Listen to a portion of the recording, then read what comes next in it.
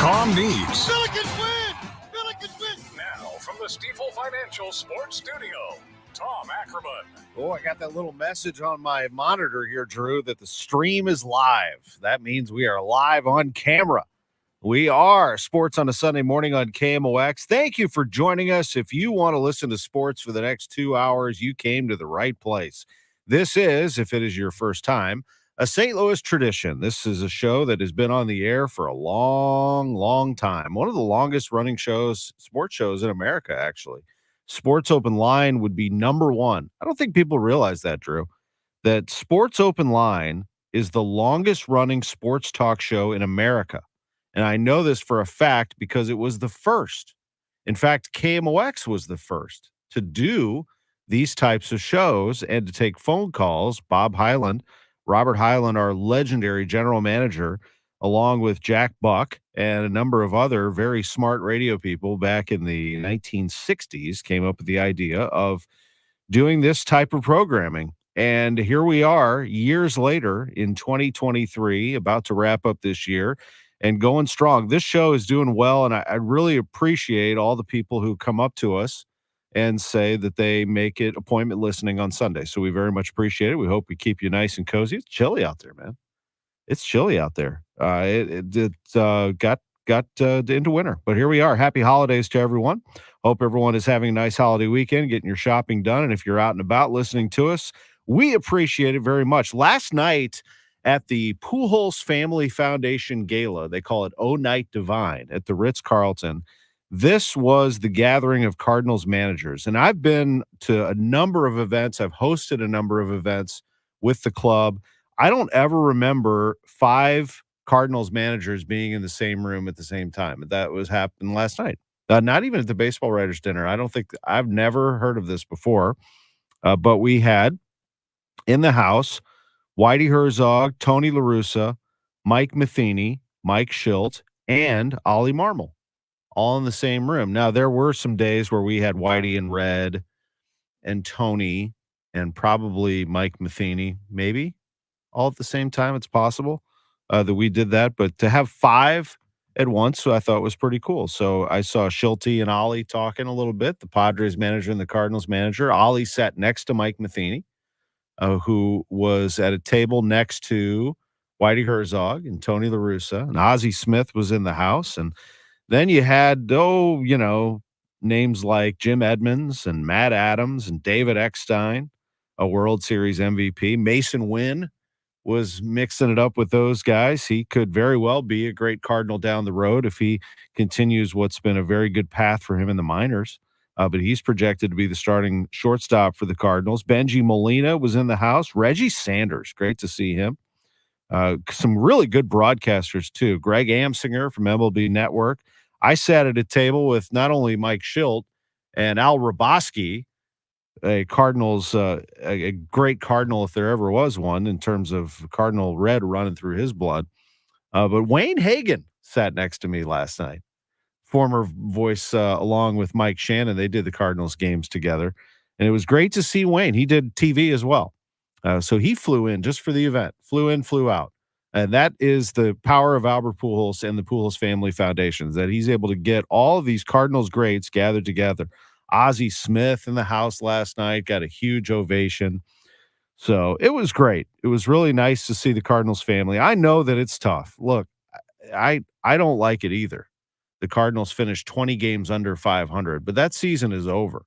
And the season upcoming, the only thing, and Albert Pujols drove this home last night, as well as talking about the great charity that is the Pujols Family Foundation, where they raise money for families and those with Down syndrome, and as well as raising money for those kids and families in the Dominican Republic who have big dreams and who struggle to make things make ends meet day to day, and keeping people healthy in that country. I mean, he does incredible stuff.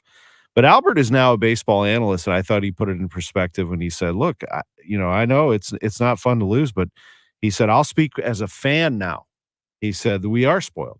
We've had a great run of success, and the fact of the matter is, from season to season, sometimes you have a down year. He said, I don't expect the Cardinals to have that kind of a year again. And what he was saying was he expects them to be a playoff team. Now, the Cardinals have a history of winning championships. And one thing he said, Tony La Russa addressed the team when the season started. He addressed the team and he said, our goal is to win a championship. That's what we're here for. And that should be the goal of the Cardinals every year, not to get into the playoffs, not to win the division. The goal for the Cardinals every year, they've said it themselves. They have a World Series replicas trophy outside Ballpark Village. They have 11 flags flying out in right field. The goal of the Cardinals is to win the World Series. That should be their goal. And I think they are still a few pieces away this offseason from assembling the roster that they truly want. They want a little more pitching muscle. And whether that comes in the bullpen, that's probably going to happen. Or could that happen? Would they add one more piece to the rotation? Have they learned their lesson that last year when they assembled a 5-man rotation and then scrambled because of injury? Do they have enough now? Is this rotation good? Yeah, it's fine. It's good. It's good. Gray, Lynn, Gibson, Michaelis, Matz. It's good. But if somebody goes down, what happens? And I think that is their question they need to answer. And that's why I still believe that they are looking around for a younger starter, controllable, that they could add in there and then try to figure out what that competition looks like in spring training, what the bullpen looks like, et cetera. But it'll be fascinating to see how it all comes together. They will not get Shohei Ohtani. 10 years, $700 million. They weren't going to get Shohei Ohtani. We know that. $700 million over 10 years. Bob Nightingale is going to join us in just a few minutes to talk about that deal. But also I want to get into the Cardinals with him and the impact that this deal has on the rest of the offseason movement and what we might see over the course of the next couple of months before spring training begins. Yes, we are 2 months away from pitchers and catchers reporting to spring training. We also have lots of college basketball to get to. Mizzou lost to Kansas. Illinois lost to Tennessee, but SLU won. They beat Hofstra. There was a lot going on in college hoops yesterday. Travis Ford will be with us at 10:30. Blues dropped one to the Blackhawks 3-1. The CEO of the Blues, Chris Zimmerman, is going to join us at 10:45 about a very special and important cause, Hockey Fights Cancer Night at Enterprise Center, which is 2 days away. The Blues take on the Red Wings on Tuesday night, and full details on that. Also, he has a very personal story. We'll talk about the passing of his wife, Emily, who was diagnosed with cancer a year ago. And certainly that has driven him to continue to push the word about cancer prevention, awareness, and raising funds through Hockey Fights Cancer. We will have NFL picks. The Chiefs take on the Bills this afternoon at 3:25. Our picks against the spread are upcoming. We will hear parts of the Jack Buck Sports Awards, including Cody Schrader, who did not win the Heisman, wasn't invited to the Heisman ceremony in New York, but he was part of the very special, I thought, Jack Buck Awards, and we honored not one but two hometown heroes, Cody Schrader and also Miguel Perez of City. You'll hear a little bit of that. Red Berenson was honored with the Legends Award, the great St. Louis Blues forward. That's all coming up here on Sports on a Sunday Morning on KMOX. If you're hanging around for John Mozeliak, I won't tease you. He is not going to be part of the show today. Some travel for him, so he's unable to make it on today's show, but we'll have him back next week as always. Back after this with Bob Nightingale on Sports on a Sunday Morning on KMOX. Jewels on Hampton in St. Louis Hills is paying some of the highest prices on gold, silver, diamonds, semi-precious colored stones, and fine watches on site. Jewels on Hampton is a premier jeweler with an exquisite selection of diamonds, semi-precious stone jewelry, and vintage watches. Their expert design team can restyle your jewelry to today's contemporary style. They also do jewelry and watch repair. Need extra cash? Jewels on Hampton is paying some of the highest prices on gold, silver, diamonds, semi-precious colored stones, and fine watches. Bring in your collectibles and clocks, sports memorabilia, and figurines too. Jewels on Hampton, 4506 Hampton, just 3 blocks south of Chippewa. Call them at 314-752-5000. Jewels on Hampton. Get into the holiday spirit and listen to The Christmas Station, 102.5 KEZK, for all the sounds of the season, from Mariah to the holiday classics. Plus, keep rocking around the Christmas tree no matter where you are with 102.5 KEZK on the free Odyssey app. Turning your home into a winter wonderland? Ask your smart speaker to play 102.5 KEZK. Enjoy the holiday season your way on the radio, on your smart speaker, and on the free Odyssey app. It says here that Gray Bar is a distributor. Yeah, we support electrical and datacom projects all over the country. So you can get me the products I need, where and when I need them? Yeah, thanks to our national logistics network. Any industry? Yeah, construction, industrial plants, schools, hospitals. So you could say Gray Bar is much more than a distributor. Yeah, you could say that. When you need a hand powering, connecting, or maintaining your operations, join the thousands of professionals who rely on Gray Bar to help keep them up and running. Yeah, Gray Bar does that. KMOX Weekend at your service, sponsored by Air Comfort Service Heating, Cooling, and Installation. Welcome back to the Gray Bar Sports on a Sunday morning. Goldschmidt swings and he hits a drive. He hits a slammer. Gray Bar, your distributor for electrical and datacom needs. Billikens win! Billikens win! Once again, from the Stifel Financial Sports Studio, Tom Ackerman. Well, the news dropped on Saturday from Ohtani himself, Shohei Ohtani, going to the Los Angeles Dodgers, a 10-year, $700 million contract. And joining us to talk about that and more is USA Today baseball columnist Bob Nightingale, who we've had on KMOX for years and years. He is a great friend to us. Bob, thank you as always for being with us. Sure, my pleasure. Thank you, Tom. We are live, as you know, on the home of the Cardinals, so we will talk plenty of Cardinals here in our next 10 minutes. But first and foremost, Shohei Ohtani. I was not surprised that it was the Dodgers. I felt that was the team all along. What about yourself? No, I'm with you. I made all those reports about Toronto. I never believed it. It's like, LA makes way too much sense. He lives there. He knows the marketplace. Same reporters, everything else. And number two market in America. He didn't want to go to New York. So yeah, great fit for him. Absolutely a great fit. And by the way, the Toronto news and all of that, it's just unbelievable, isn't it? How things can catch fire these days on social media. You do have to be careful, don't you? I mean, you're doing your job and do what you have to do. But as a baseball fan, you do have to be a little careful not to believe every post that you read. No, I mean, I really feel bad for the Blue Jay fans. I mean, having their hopes up like that and, people reporting that it's done. They're all excited. You're just touring with their emotions. It's like you never wanted to shoot someone's, report down, but even in the morning Friday, that says things are imminent. I check, nothing's going to happen today. And then, of course, there's a flight that's taken off. Well, Ohtani's still in his pajamas, so he's not on it. I kind of ignored it. And then, the only thing I responded to was when, it said he signed with the Blue Jays, and his agency says, no, he has not made a decision. And then when it says, well, the flight's about to land, I didn't know people were still believing that. Like, okay, enough's enough. It's like he's not on a flight, never took a flight.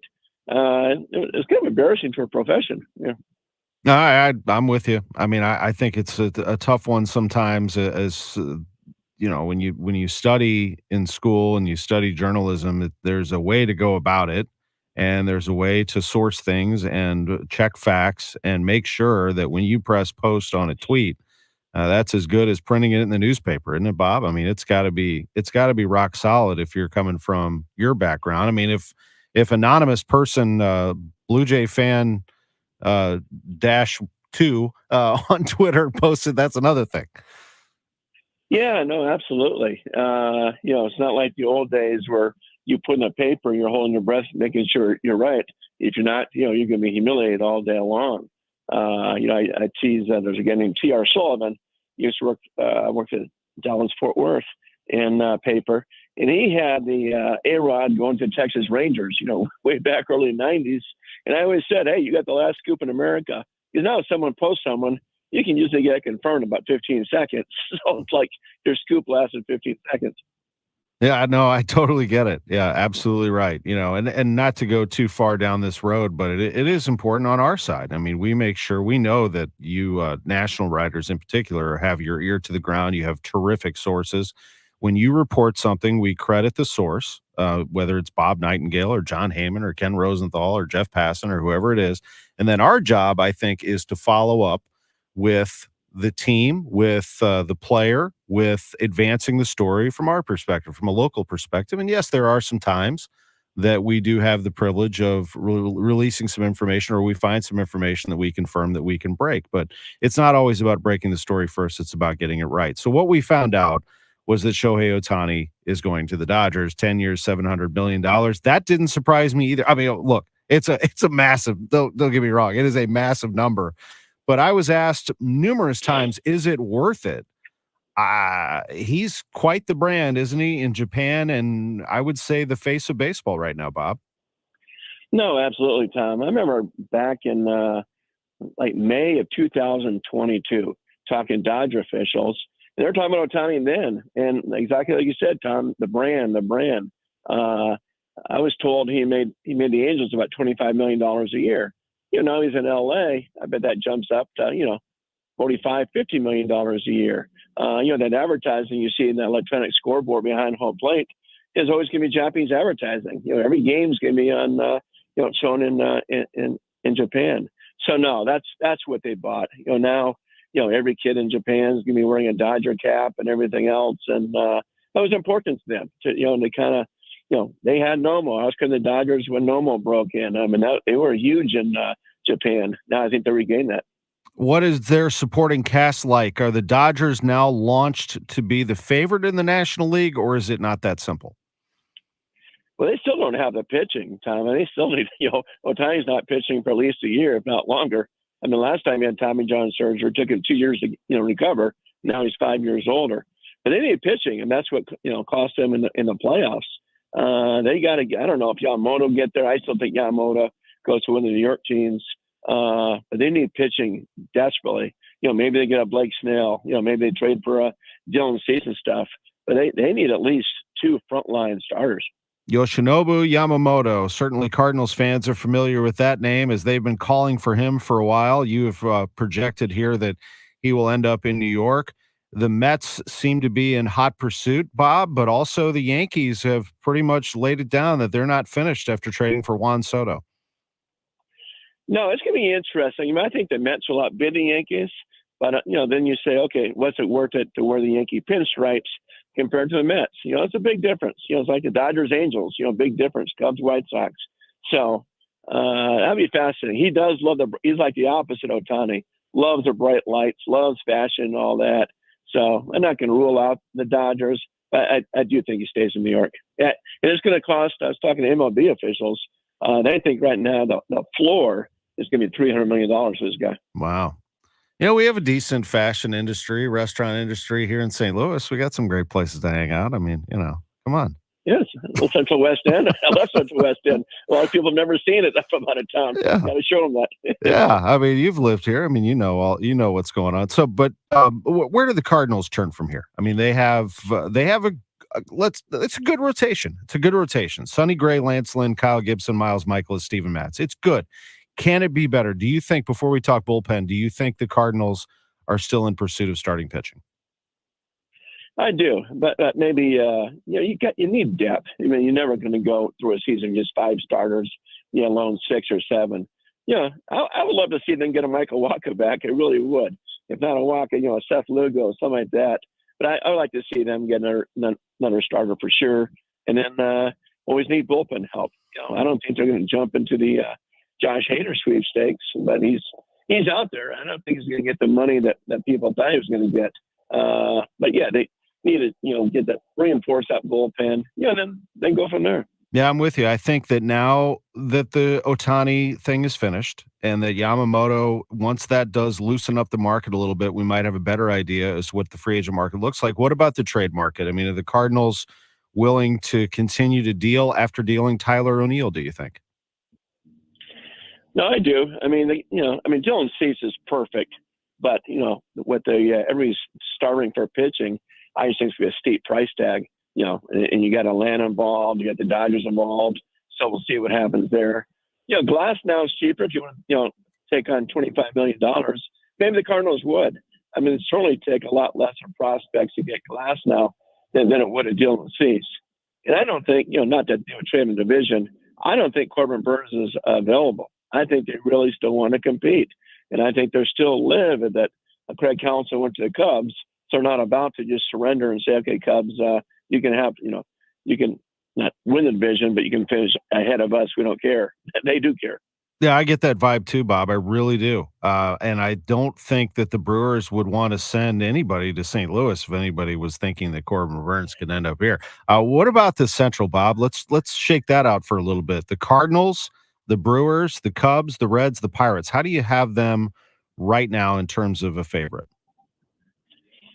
It's wide open. I mean, if there's a favorite, it's a slight favorite. I mean, the Brewers just won it. Are they the slight favorite? We'll see on that. The Cardinals just, there's no way the Cardinals will have a season like they did last year. I don't think they'll be considered favorite, but right there. I think the interesting team to watch is Cincinnati. I mean, they were knocking on the door last year of postseason, got all the great young players. They can make trades too if they want. If they want to go get a Tyler Glass now, they can certainly do that.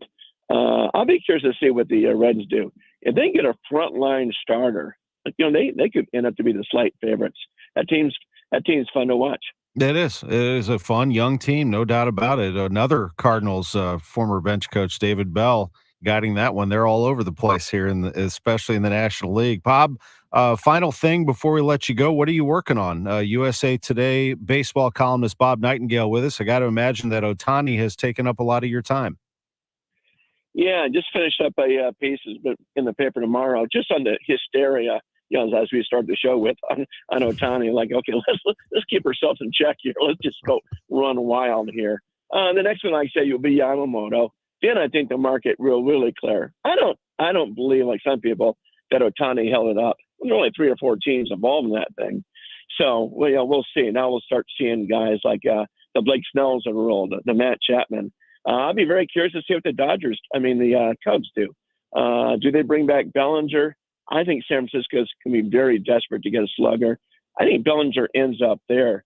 I mean, you look at the Giants. I mean, it's a 4th time, going from Stanton, turning down, just like the Cardinals that year, to Harper, to Aaron Judge, and now Ohtani. They got to get some drawing power because their attendance is plummeting. They were only 17th in attendance last year, Tom, and they had the lowest attendance in that ballpark's history. That is crazy to think about. One of the great ballparks with that electric atmosphere, but you're right. You got to have some star power. You just must have it. We'll see what the Cardinals end up doing here over the next couple of months before spring training begins. And until then, we will catch up with Bob Nightingale another time. But we always appreciate this, Bob. It's great to talk to you on this Sports on a Sunday Morning experience again. Yeah, my pleasure as always. Thank you so much, Tom. Thank you. Bob Nightingale, gentleman, class act, always, and he's an excellent reporter, a great friend of our show here on KMOX. Good stuff. We're going to take a quick break. Another good friend of ours, Travis Ford, he's got to be happy. His team won, and he's completely changed the way that his team plays. He's done it in the middle of the season, and a huge celebrity in attendance at the game yesterday against Hofstra. That's next on KMOX. Fall's here, and now's the perfect time to install a new heating and cooling system from Smart House Heating and Cooling. Get no interest and no payments for 12 months, plus rebates along with federal tax incentives up to $5,400 on eligible equipment. Ask about the Mitsubishi Mini Split. And don't be left in the cold. Smart House is a BBB Torch Award recipient for ethics and integrity and the smart choice for your family's comfort. Go to callsmarthouse.com. They'll do the right thing for you. This is Megan Lynch. I spend all day at the computer, whether I'm doing research, writing stories, or reading scripts. You may be in pretty much the same boat. Maybe you text a lot or you binge your favorite shows. It can all lead to itchy, watering eyes. There's actually a name for it, CVS, Computer Vision Syndrome. Now's the time to be seen by the doctors of Ophthalmology Associates to get some relief. Call them at 314-966-5000. The Doctors of Ophthalmology Associates are experts in diagnosis and treatment of vision issues. Doctors Greg Birdie, Ranjan Malhotra, Robert Brusati, Andy Royer, and now they welcome Samuel Berry. Dr. Berry is a cornea surgeon with the latest knowledge and techniques for advanced eye care and treatment in the field. Ophthalmology Associates, 12990 Manchester Road, a half-mile west of I-270 on eastbound Manchester. Call 314-966-5000 or go to youridoc.com. At Neovitin, our goal is to create safe, dependable multivitamins to support your everyday nutrition when you need it most. That's why Dr. Ribicki formulated Neovitin Original Formula Multivitamin with 20 daily ingredients, including B vitamins for energy support, vitamin C for immune support, and our 4-ingredient proprietary blend that you won't find in any other multivitamin. With a 4.8 out of 5-star rating on Trustpilot, you can be sure you are getting the highest quality nutritional support with Neovitin. And as always, a portion of the proceeds from the sale of Neovitin Original Formula Multivitamin are donated to the Ribicki Foundation to support pancreatic cancer research. That's nutritional support you can feel good about. Support your best life today with Neovitin Original Formula Multivitamin, available at your local Deerbergs, Schnucks, select independent pharmacies, and online with our easy-to-use monthly subscription at neovitin.com. That's neovitin.com, neovitin.com. Royal Banks of Missouri is your community bank with locations throughout St. Louis, St. Charles, Northeast Missouri, Granite City, and Jerseyville, Illinois. A bank branch is not far away. Royal Banks brings in experienced staff and products and services designed to meet your professional and personal financial needs. Investing in our communities, one client at a time. Call 314-212-1500 today. Royal Banks of Missouri, member FDIC, and equal opportunity lender. Looking for a new home or to refinance your current mortgage? Royal Banks of Missouri wants to be your home buying partner. With a local staff that will guide you through the process, Royal Banks is an experienced mortgage lender that you can trust. There's still time to lock in on a low rate. Call 314-212-1500 today. Royal Banks of Missouri, where better service means better banking. Member FDIC and equal opportunity lender. Welcome back to the Gray Bar Sports on a Sunday morning. Goldschmidt swings and he hits a drive. He hits a slammer. Gray Bar, your distributor for electrical and datacom needs. Billikens win! Billikens win! Once again, from the Stifel Financial Sports Studio, Tom Ackerman. They switch on the screen. Now to Jimerson. Back to Medley. 8 on the shot clock. Sion down the lane to the hole. Off the window. No. Follow. Jam time. Terrence Hargrove Jr. for the lead. Once again, dribble penetration leads to the offensive rebound because it draws the defense. 69-68 St. Louis. Now the crowd's on their feet around her. That is Bob Ramsey and Earl Austin Jr. Let's play some more of this for our guest who's waiting on the phone because I know he probably wants to hear some of this. It was fun. Here is a little bit more. Final seconds. There it is. Good switch. They look. It's tipped away by Medley. Oh, but it went right to Carlos. Almost stolen away. Get it stolen by Hargrove. Into the front court. Kicks it to Medley. 14 on the shot clock. He gives to Jimerson. Keep it, Gibson. Hargrove with the steal, and they fouled Jimerson. That's right. First the Medley deflection, and then the Hargrove steal. Extra effort because TJ was a step or two behind that play and ran right through it and got the steal. You want more TJ Hargrove? How about this? Rebound, tip, battle loose. If he would beat the Bills. 8 seconds left. 7. Here comes Carlos. Carlos on the drive, runs into Medley. He lost the ball. Hargrove recovers. They're going to blow a whistle with 0.9 remaining. He just ran into Medley. Out of control and fell down, and the Bills scoop up the loose ball. Unbelievable. And they win the game 71-68 over Hofstra. Well, that's fun. Travis Ford joins us. Our visit with the Billikens coach, sponsored by Royal Banks of Missouri. Good stuff there, Coach. Congratulations on the win. Well, thank you, Tom. I appreciate it. Good morning. Good morning. What do you think hearing the calls from Rammer there and with a giggling Earl Austin Jr. alongside and his analysis? That's good to hear those guys having some fun, and I know you all did as well.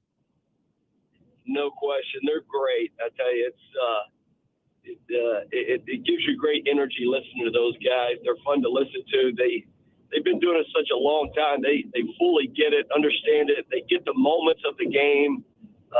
Very knowledgeable, but two great guys and great at what they do. Yes, they are. They know the game. That's for a fact. And it was noted often in that game how this game has changed for you, and you have had to do it, haven't you? Over the course of the season, based on health, you've had to dial it down a little bit in terms of tempo.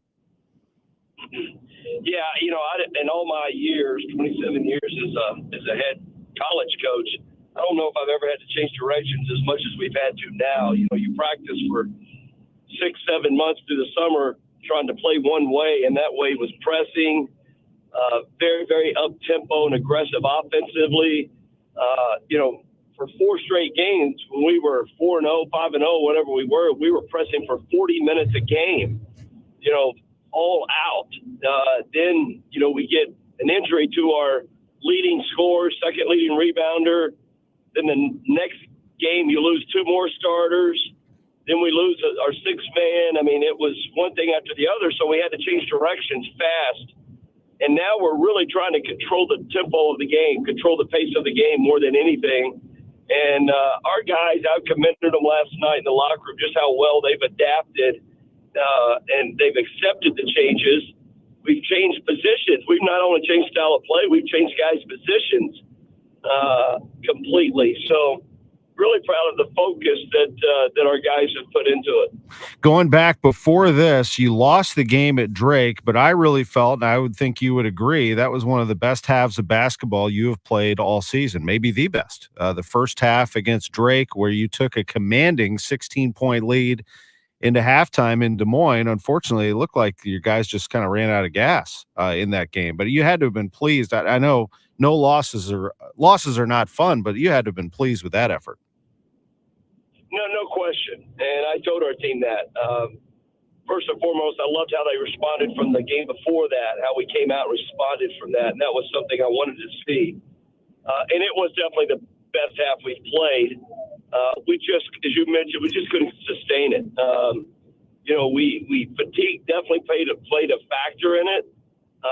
But you also got to get Drake. They start making a lot of big threes, things that we kept them out of transition in the first half. Second half, I think they got 15 points in transition. We kept them off the glass in the first half. I think they got 17 points off second shots. And we just, we fatigued, made a few mistakes, and just weren't able to close it out on the road. But I felt we continued with good play from that game into yesterday's game. No doubt. You were able to hold Tucker DeVries. That's not easy to do, but you held him to 10 points in that game. And then Tyler Thomas, this kid from Hofstra, can flat out play. He scored 29, but he needed 25 shots put in the air to do that. How did you try to slow down the very talented Tyler Thomas? Well, it's not easy, as you mentioned. He's the leading scorer in the country in all of Division I. And it's not many games you're going to go out where a guy gets 29 and you thought you did a great job on him. And we thought we did a good job. You know, some of those shots he made were absolutely with a hand in his face, a hand on the ball. He's fading away. So, you know, you just got to give him credit. He's a great scorer who just has a knack for putting the ball in the hole. And, you know, one thing going into the game, we wanted to do 2 things. Obviously, try to hold him down. If not, try to make him take as tough shots as we could. And I thought we did that. And second, don't allow Hofstra to go on spurts. We'd watched a lot together, averaging 84 points a game. And we had noticed in every big win that they'd had 2 to 3 12-0 runs, 14-0 runs, and we were able to keep them out of that yesterday. This is Travis Ford, the head coach of the Billikens, with us on KMOX. A very special guest, big celebrity in the seats yesterday, and that's because there's a bit of a break in his NBA schedule. He'll be taking on the Cleveland Cavaliers in Boston on Tuesday, and that's Jason Tatum, who was in the house yesterday. What is it like to have, you talk about a great scorer, he might be the best right now in the league, having the St. Louisan in the house to see your team? Well, it was great. I knew he was coming to the game, and we were going to actually try to get him to speak to the team before the game, but he wasn't able to make it before. He got in a little late. But he was able to speak to our team after the game, and I've been, you know, lucky to get to know Jason since I've been in St. Louis pretty well. And as I introduced him to the team, I didn't introduce him as the best player in the NBA. And we all know what a great player he is, but he's even a better person. What an incredible person. Very humble, very, you know, very giving of his time, not just of last night, but I've known a lot of other things that he's done very giving of his time, but just obviously a great player and even better person. It is incredible to think the talent in this town, and it's not as if we didn't know that. I mean, there's a great run of history, but that there's a basketball culture here in St. Louis that can't be denied. Isn't it nice to have a person like Jason Tatum, a Bradley Beal? We could go right down the line of players who are representing the city of St. Louis, regardless of where they went to college. And we all know, that they represent those schools as well, but they represent St. Louis as a basketball town. No question. Let's not forget Jordan Goodwin, who's in the NBA now. And then you've got obviously Larry Hughes, who's a great representative of SLU and a long-time career in the NBA and a legend. But you're exactly right. I was at dinner last night with some friends from out of town, and I was just talking to them about, because I don't think people fully appreciate the tradition of high school basketball that leads to these NBA players. Is absolutely incredible. We as a staff go through it, probably once a month. We start talking about all the great players coming through St. Louis, East St. Louis, surrounding areas. And it's just one after the other of just great representatives of the St. Louis area that have played in the NBA and played high school basketball here.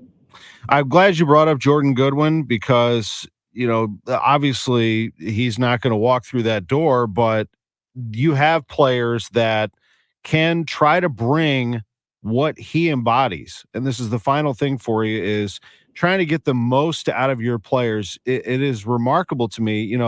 Fred Thatch also comes to mind, somebody who could do multiple things for you. Are you seeing the growth in particular of your guards, especially does it create an opportunity for them because you have injured players?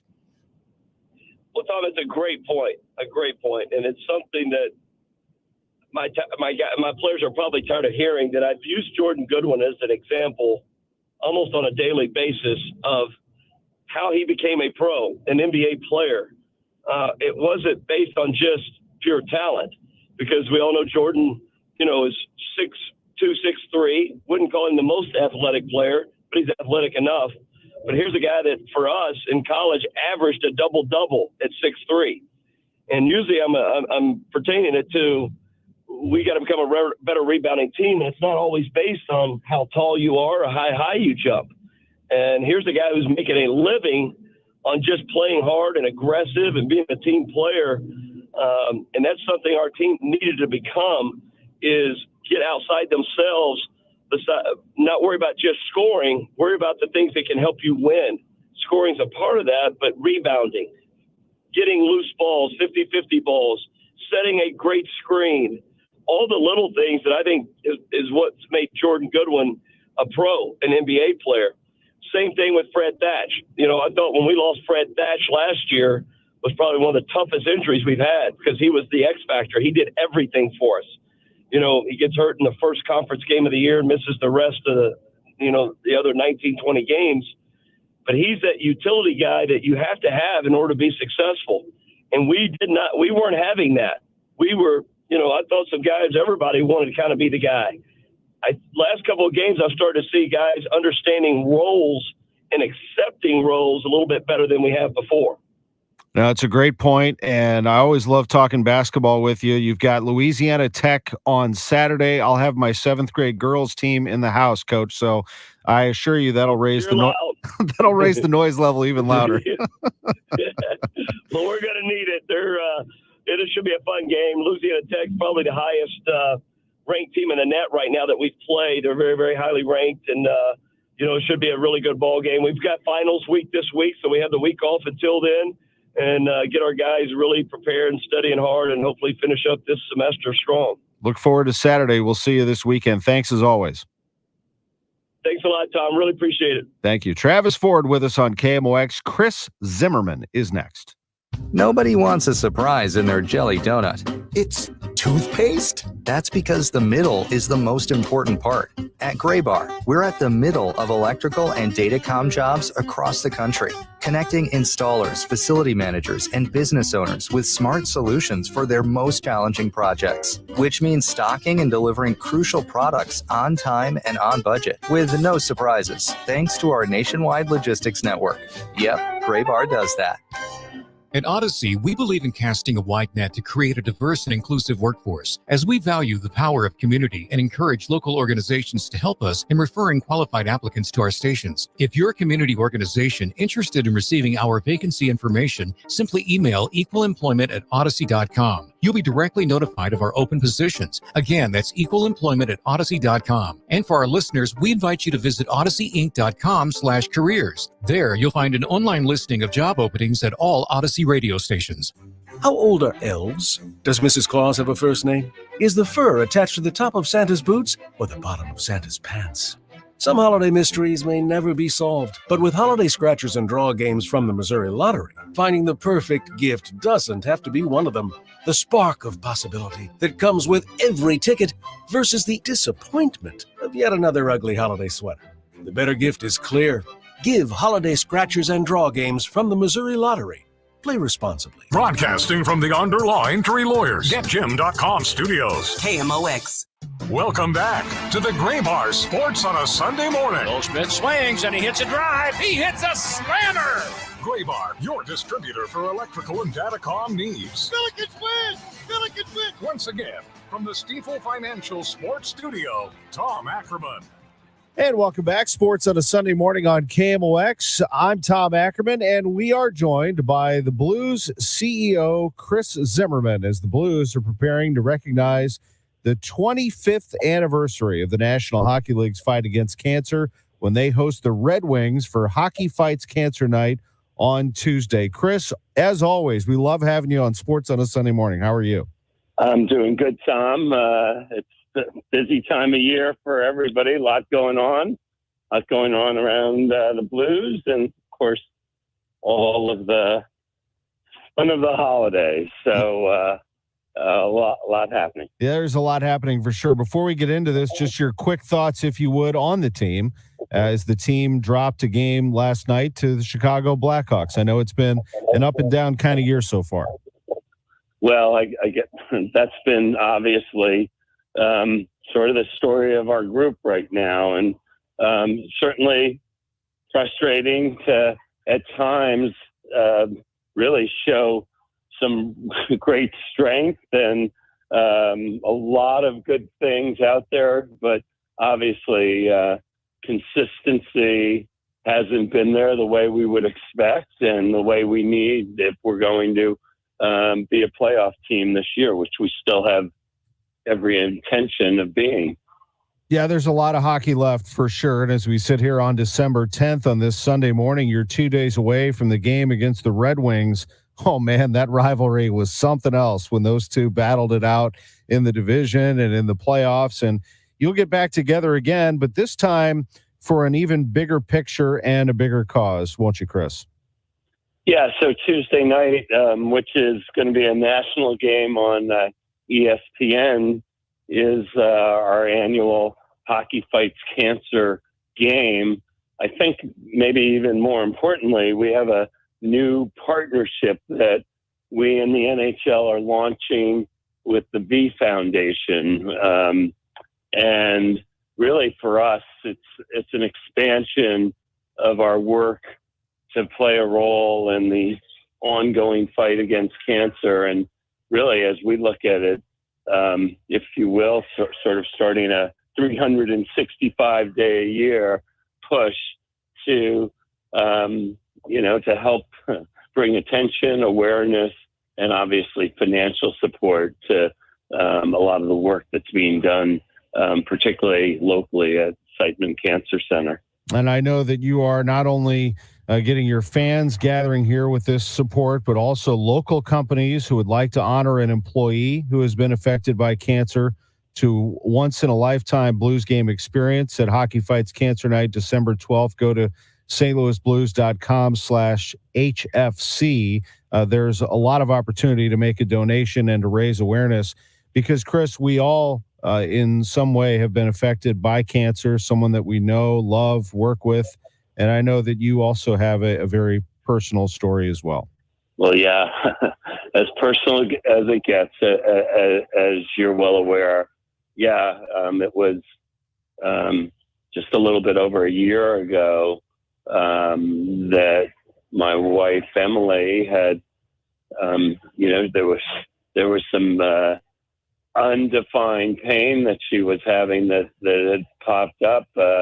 Went for a CT scan in the afternoon, and at 6:00, our doctor called and said, she wanted to share the results. And even at that point, as we went to that meeting, we just had no idea of what could have been ahead. And Emily was diagnosed with stage 4 pancreatic cancer, which, there's just so many different cancers, and certainly stage 4 is typically a very advanced cancer, and which is often the case with that diagnosis. And so she fought courageously and strongly for 6 months, but cancer won out in the end. So, yeah, it's and we just see it in our lives more and more, and most of us are going to be touched with some family member at some time. And so, yes, this is and will be always a personal fight for myself and my family. And I think just really grateful that we have the opportunity with the family of Blues supporters and our corporate supporters and individuals to continue to see how we can make a difference.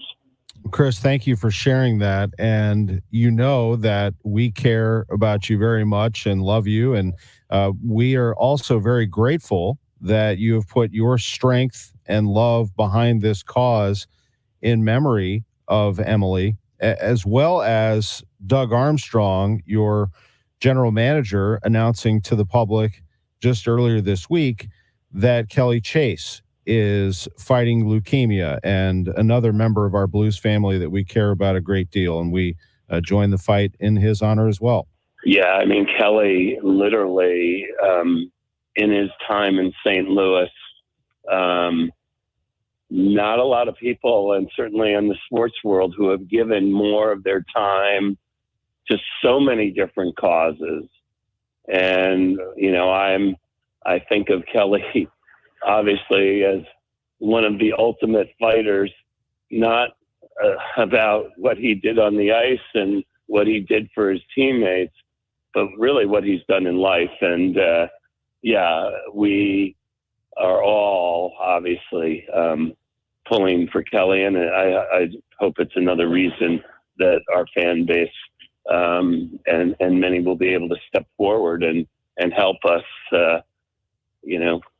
continue to make a difference. A lot of it, we fight for the people who are ailing now, and we obviously fight for more cures and more advancement. So more people will be able to beat the challenges of the current cancer diagnoses. Hockey Fights Cancer Night is the launch of really a season-long, as Chris said, fundraising effort by the Blues. It's not just one day. It is around the clock, and partnering with the V Foundation, I know, is very important to those fundraising efforts for you. It's also important to note that you've got some big muscle behind this as well, and several names. You've got John Hamm is going to be involved here, one of the great St. Louisans. You'll have a video from him that's going to lead the call for all fans who have battled or are battling cancer to stand and be recognized during the second TV timeout of this game. And I know that's going to be emotional. You yourself are going to have a very special pregame introduction video. There's going to be a lot involved here. That is, you're going to have celebratory bell ringings as well, aren't you, Chris? Yeah, I mean, those are always incredibly emotional. The bell ringings representing someone who is winning and who has moved past or into remission in their cancer fight. And so those are always so powerful. As you know, Tom, we've had a number of relationships with young children, who battle cancer. And as we know, some of them have won and some have not. And so, yeah, I really appreciate you letting me come on this morning. I think one of the things I've learned, and there's been a lot of personal learning and growth, is just, the importance of, quite honestly, of sharing what's going on and finding ways to be supportive and to let people, have an ear and have a voice. And so I really appreciate this opportunity as well. Absolutely. Well, the NHL is very creative, very philanthropic when it comes to events and initiatives like this and ways to raise money. And at the same time, so are the Blues right here in St. Louis, and you're helping lead that. We appreciate your friendship as always, and thank you. We are here for you for sure to spread the word about Hockey Fights Cancer Night or any of your efforts moving forward. I appreciate this very much, Chris. Well, thanks. We'll look forward to seeing you and others either live at the game or tune in. It should be a great night. So many ways to do it. Cancer research from the V Foundation and blues5050.com for 50/50 raffle tickets. December 12th, Hockey Fights Cancer Night at Enterprise Center as the Blues take on the Detroit Red Wings. Blues CEO Chris Zimmerman with us on KMOX.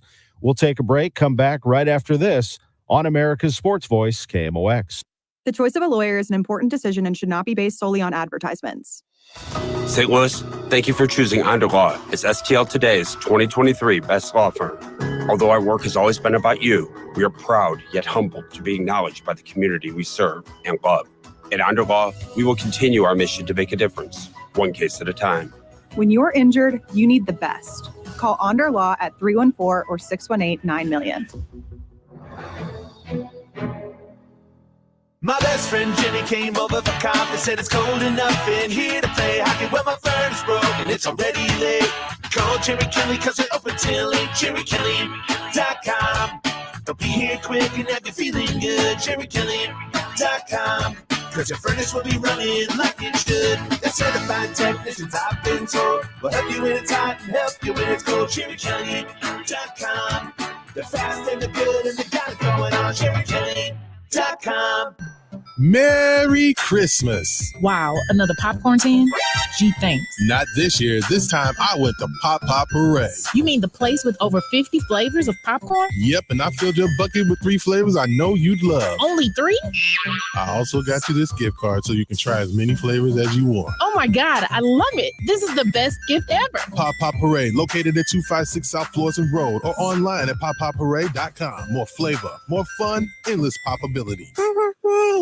When winter weather hits St. Louis, KMOX is committed to keeping you and your family safe. Let's begin our coverage with Roger Brand. The road conditions around the state, they are covered with up-to-the-minute forecasts. Let's take you to the Storm Center and AccuWeather's Dean DeVore. We're watching another area of snow and ice. And we talk to those who know the conditions. Dave Rohn is joining us right now. He is with St. Louis County Highway Department. Winter weather, we've got it covered, fast and live. From the dependable voice of St. Louis, KMOX. Learn to make money 5 ways with rental real estate. Double your money with apartments and get your map to financial freedom. And that map starts with a free workshop. Sign up now at lifestylesunlimited.com. Click on the Join Free Workshop tab and attend online or in person. That's lifestylesunlimited.com. Lifestylesunlimited.com. Again, that's lifestylesunlimited.com. Limited seating, unlimited potential. KMOX KEZK HD2 St. Louis. your home of the Chiefs. This is KMOX, always live on the free Odyssey app. This is CBS News on the Hour, presented by Indeed.com. I'm Stacey Lynn. There's international anger over the U.S. vetoing a UN Security Council resolution pushing for an immediate ceasefire between Israel and Hamas. Prime Minister Netanyahu thanked the U.S. for saying no. The head of the World Health Organization disagrees. A ceasefire is the only way to truly protect and promote the people of Gaza. It's only through dialogue, mutual understanding, and finding common ground that we can ever hope to find a resolution to this crisis. Well, no end in sight for the war, but on ABC, Secretary of State Blinken said, this could be over tomorrow. If Hamas got out of the way of civilians instead of hiding behind them, if it put down its weapons, if it surrendered. And what there ought to be as well is a call on behalf of the entire world for Hamas to do just that. The war is in its third month now. Big shakeups at one of the most prestigious colleges in the country. University of Pennsylvania President Liz McGill and Chairman of the Board of Trustees Scott Bach are both out after days of pressure over McGill's comments on Capitol Hill about anti-Semitism. Joshua Weissman is a sophomore at Penn. There's a lot of tension on campus, and I really hope a lot of it starts to go down and people start to calm down a little bit. Tornadoes tore through towns in the middle of Tennessee yesterday, leaving a path of destruction. 6 people are confirmed dead. Dozens were injured. This woman lives in Madison. I think of just human life and my own family. I heard a 2-year-old is gone, and I have a 2-year-old, and I can't handle that. And my baby's at home sleeping peacefully in his bed, and I still have him. A new CBS poll out today found our thoughts on how we're living these days. More say their standard of living is worse today rather than better compared to that of their parents when they were the same age. And when assessing challenging economic periods of recent decades, Americans say the difficulties arising out of the COVID pandemic have been the most difficult. And this includes those who were adults during the times of gas shortages and high inflation in the 1970s. Jennifer DePinto is the director of elections and surveys.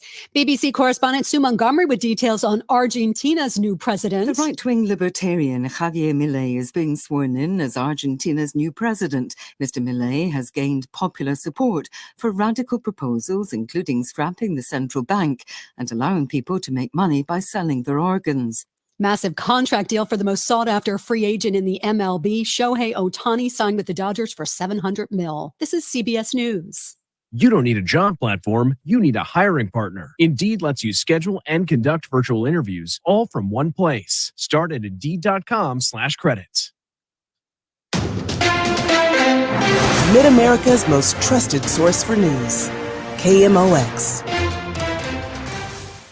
At 11:03, we have sunny skies and 36 degrees downtown at the Arch. Good morning. I'm Scott Jagow.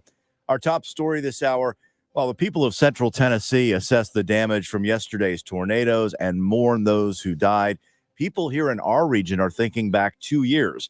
That's when high winds ripped through the Amazon warehouse complex in Edwardsville, killing 6 people. Since then, the company has increased its amount of energy or emergency drills, rather, and we're all told that all Amazon workers have protocol reminders on the backs of their name badges. On the president of the University of Pennsylvania resigning, KMOX political analysts Hancock and Kelly agree those who failed to condemn the acts should face consequences. Kelly said on Total Information AM this morning, the age and maturity of campus protesters shouldn't have been considered. They're going to act a fool, and sometimes they need to be put back in their place. And I think that's the biggest mistake these presidents have made and should probably rightfully lose their positions. Republican John Hancock called the whole situation sad. The college presidents said what they said because they believe the same thing that these protesters believe, and that is that the Jewish people are the evil actors here. We hope to hear more today about the conditions of 2 women pulled from a burning building last night. Firefighters responded to the 4800 block of Northland around 6 p.m. to find fire on the first floor of a 2-story brick residence. EMS personnel did transport those victims to the hospital, and they were in critical condition. A man found behind the wheel of a crashed car Saturday morning had been shot. St. Louis police say 30-year-old David Harmon of Imperial crashed into a parked car in the 4000 block of California on the city's south side. It wasn't until Harmon was being evaluated in a hospital emergency room that doctors discovered a bullet wound on his left side. He died a short time later. Homicide detectives wish to speak to anyone who may have been near the scene just after 4:30 Saturday morning. Brad Choate, KMOX News. Monumental news for those battling a rare but painful disease. Yesterday, or rather Friday, the Food and Drug Administration approved 2 new gene therapies for patients with sickle cell. Studies show these gene therapies are extremely effective too. The new one-time gene therapy treatments are for patients who are at least 12 years old with severe forms of sickle cell. It is pain that we have no control over. The pain is real. It is estimated that 100,000 people in the U.S. live with sickle cell disease. Benita Washington is one of them. She spoke with our news partners at Fox 2 about the groundbreaking treatment. To know that there are people out there who see our pain and want to try and do something to help alleviate and or eradicate that, I think is wonderful. Melanie Steen, KMOX News. Coming up tomorrow on Total Information AM, we'll hear from a KMOX employee living with sickle cell and gauge her optimism about the FDA's announcement. This afternoon's temperatures not moving that much, maybe a little bit warmer, high of 43. Overnight lows in the upper 20s. Warming up a bit for tomorrow, high of 52. It's going to be sunny most of the week with temperatures right around 50. Right now, it's 36 in St. Peters, Florissant, and downtown at the Arch. I'm Scott Jagow, KMOX News. This is the Graybar Sports on a Sunday morning. Goldschmidt swings and he hits a drive. He hits a slammer. Graybar, your distributor for electrical and datacom needs. Billikens win! Billikens win! Now, from the Stifel Financial Sports Studio, Tom Ackerman. Welcome back to the show. It is good to be with you. Last hour, Bob Nightingale of USA Today. We had Travis Ford of St. Louis University and Chris Zimmerman of the St. Louis Blues. Those 3 interviews can be heard right now on our Odyssey app. Just rewind to the 10 o'clock hour. 1 hour ago is when we started the show, and they'll be podcast up at KMOX.com on our Sports on a Sunday Morning podcast page. We talked a lot about Shohei Ohtani with Bob, but also about the Cardinals, what he thinks they may or may not do, looking at starting pitching, bullpen, all of it. It's in our interview with Bob Nightingale. I thought it was really nice to hear him again. The Cardinals open the season, guess where? Dodger Stadium against Shohei Ohtani. His first National League game will be against the Cardinals, and at the moment, looks like he'll be facing Sonny Gray, but we'll see what the Cardinals end up doing with their opening day starter and with their rotation.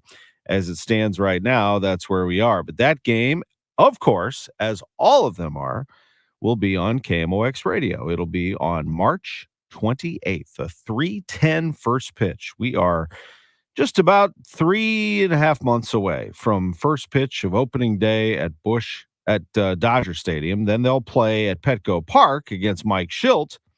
And following that, they'll be home.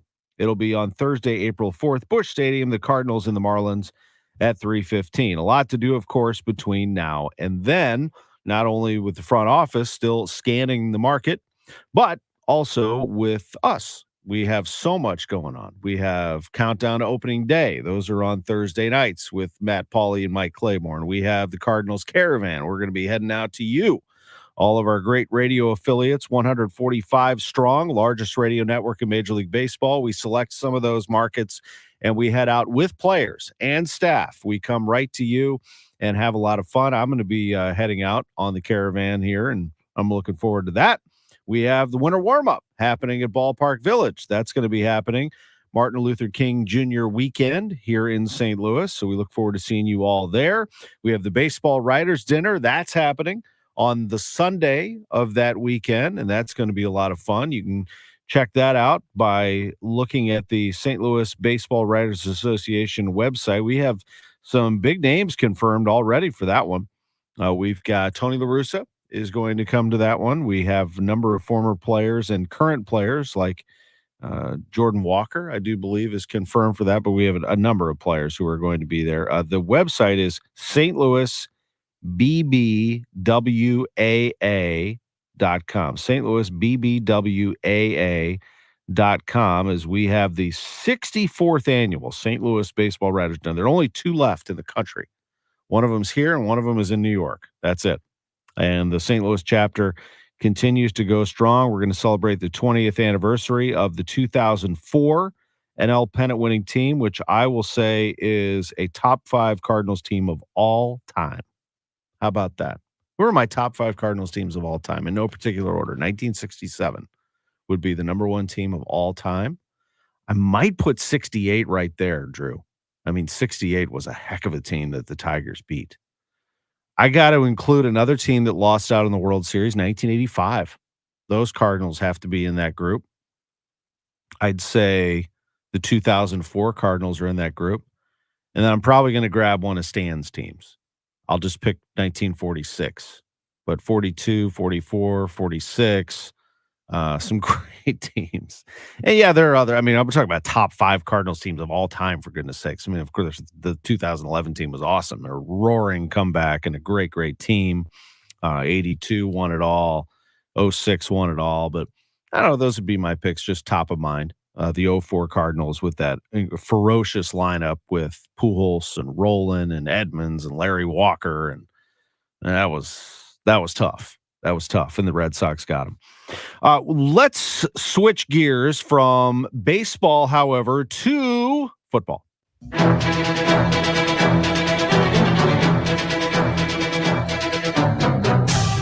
a key block by the left guard, Tom Ackerman. And right here, let's go downstairs to Moss. Marv, if you remember that big run Robert Holcomb had on the first drive, one of the guys responsible on help busting him loose was Tom Ackerman. Tom Ackerman up front, and this is a unit that has played very well. A good night for Eddie George. 21 carries, 74 yards. The left guard, Tom Ackerman, with the block that set him free. It's a first down. Yes, it is that time. I hope to meet offensive lineman Tom Ackerman one of these days. 11:12 here on Sports on a Sunday morning. It's time for our picks against the spread. Let's start with the game on KMOX at 3:25. It's the Buffalo Bills and the Kansas City Chiefs. Oh, the line has moved. It was 1.5. It is now 2.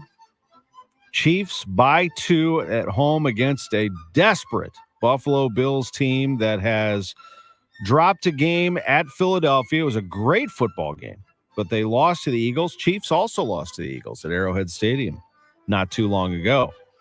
Before that, the Bills blasted the Jets, but they lost a couple of games to Cincinnati and Denver. So they've lost 3 of 4 and 4 of their last 6.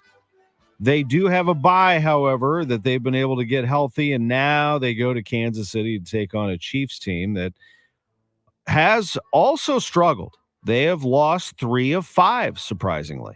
The Super Bowl champions have dropped games at Denver, at home against the Eagles, and most recently at Lambeau Field. And the most concerning thing about it is they've failed to score and score in bunches like they're used to.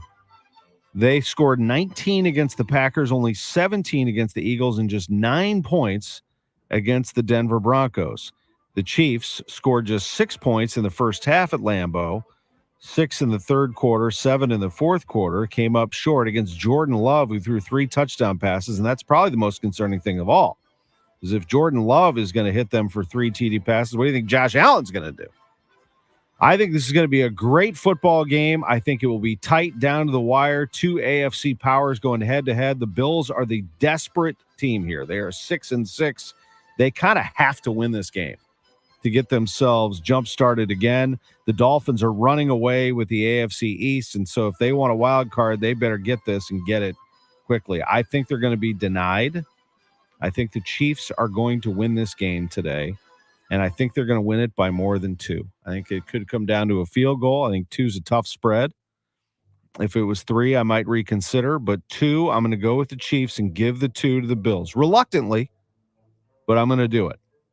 If you look at the wild card right now, the Bills are on the outside looking in. I repeat, they are on the outside, and they've got major competition. Denver's 6-6, Cincinnati's 6-6, Pittsburgh 7-6. They're out too. So, got to win it. And I'm picking against them. Scott Jagow, I hope that means good news for your Bills. I'm going Chiefs -2 today against the Buffalo Bills. Here are the noon games. Tampa Bay at Atlanta. The Falcons are 1-point favorites. I'll stay with them. I'll go with the Falcons again. They seem to get these close games done at home. I think they beat the Bucs today. They're, by the way, the leader in the NFC South with a 6-6 record. They are going to win this game by more than one. I got the Falcons -1. Detroit at Chicago. The Bears are awful. The Lions 9-3, solid team. 3-point favorite on the road at Soldier Field. I'll take them.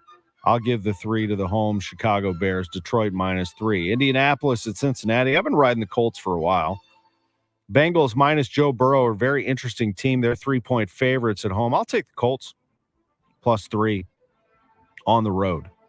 Jacksonville at Cleveland. The Browns are 2.5-point favorites at home against a good Jacksonville team.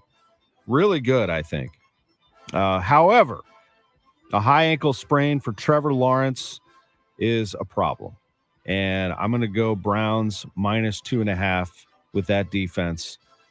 This game is going to be low scoring too. Holding the Jaguars down. I don't do over-unders, though. Just point spreads. Carolina at New Orleans. The Saints against the lowly Panthers. Saints are 5.5-point favorites at home. And I'll take them -5.5. Houston at the Jets. Houston -3. I'm going Jets +3 on that one. I like the Texans, but something tells me they could be up for a little trap today. Rams at Baltimore.